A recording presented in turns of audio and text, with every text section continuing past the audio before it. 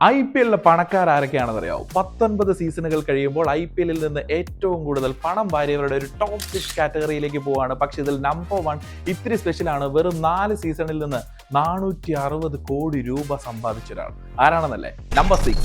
വെറും 10 വർഷം കൊണ്ട് 144 കോടി രൂപ സമ്പാദിച്ചിട്ടുള്ള ഒരു താരം. ലക്നോ 27 കോടി രൂപയ്ക്ക് സ്വന്തമാക്കി IPL ഏറ്റവും ഉയർന്ന പ്രതിഫലം നേടുന്ന താരങ്ങളിലൊന്ന്. LSGയുടെ ക്യാപ്റ്റൻ ഋഷഭ് പന്ത്. ഇനി 5ാം സ്ഥാനം ചെന്നൈ സൂപ്പർ കിങ്സിന്റെ രാജസ്ഥാൻ റോയൽസിന്റെ ജഡേജ.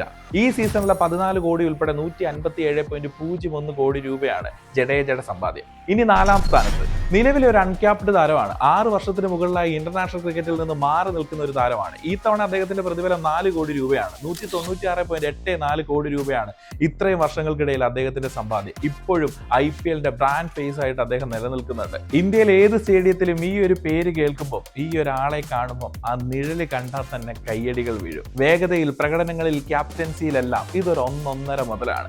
ആരാന്ന് ഞാൻ പറയുന്നത് നല്ലത് കമന്റ് ബോക്സ് പറയുന്നില്ലേ? കാരണം ആ ഒരാളുടെ സാമ്രാജ്യം അത്രമാത്രം പവർഫുൾ ആണ്. സോ 4ാമനെ കമന്റ് ബോക്സ് പറയും. ഇനി 3ാം സ്ഥാനത്ത് സാക്ഷാൽ ഹിറ്റ്മാൻ രോഹിത് ശർമ്മ. ക്യാപ്റ്റനായ 5 താരമായിട്ട് 1 ഉൾപ്പെടെ 6 കിരീടങ്ങൾ നേടി ഇന്ത്യൻ പ്രീമിയർ ലീഗിൽ ഏറ്റവും കൂടുതൽ കിരീടങ്ങളുള്ള താരങ്ങളിൽ ഒരാൾ. ഈ തവണത്തെ 16.3 കോടി ഉൾപ്പെടെ 227.20 കോടി രൂപയാണ് രോഹിത് ശർമ്മയുടെ ഇത്രയും സീസണിലുള്ള പ്രകടനമെങ്കിൽ. ഇനി രണ്ടാമൻ ആക്ച്വലി 1ാമനാണ്. കാരണം മാച്ച് ഫീ ഇനത്തിൽ ഓരോ വർഷവും ടീമുകൾ സ്വന്തമാക്കിയ തുകയിൽ മാത്രം നോക്കുകയാണെങ്കിൽ IPLൽ ഏറ്റവും കൂടുതൽ പണം സമ്പാദിച്ചത് IPLന്റെ ഇന്ത്യൻ ക്രിക്കറ്റിന്റെ രാജാവാണ്, സാക്ഷാൽ കിങ് വിരാട് കോഹ്ലിയാണ്. ഈ തവണത്തെ 23 കോടി ഉൾപ്പെടെ 230.20 കോടി രൂപയാണ് വിരാട് കോഹ്ലിന്റെ സമ്പാദ്യം. ഇനിയപ്പോ എല്ലാവരും വിചാരിക്കും, ആരാടാ ഇവരൊന്നും അല്ലാത്തൊരു 1ാം സ്ഥാനക്കാരെന്നല്ലേ? വെറും 4 സീസണിൽ നിന്ന് 460 കോടി രൂപ സമ്പാദിച്ചത് ആരാണെന്നല്ലേ?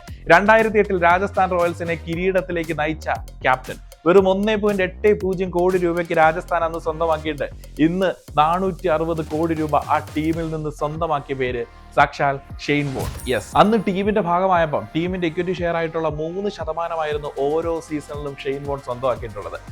ഇപ്പൊ വളരെ റീസെന്റ് രാജസ്ഥാൻ റോയൽസ് എന്ന് പറയുന്ന ടീം വിറ്റഴിച്ചപ്പോൾ 3% ഷെയറിന്റെ ഭാഗമായി 15,600 കോടി രൂപയ്ക്കാണ് ആ ഒരു ടീമിനെ വിറ്റഴിച്ചത്.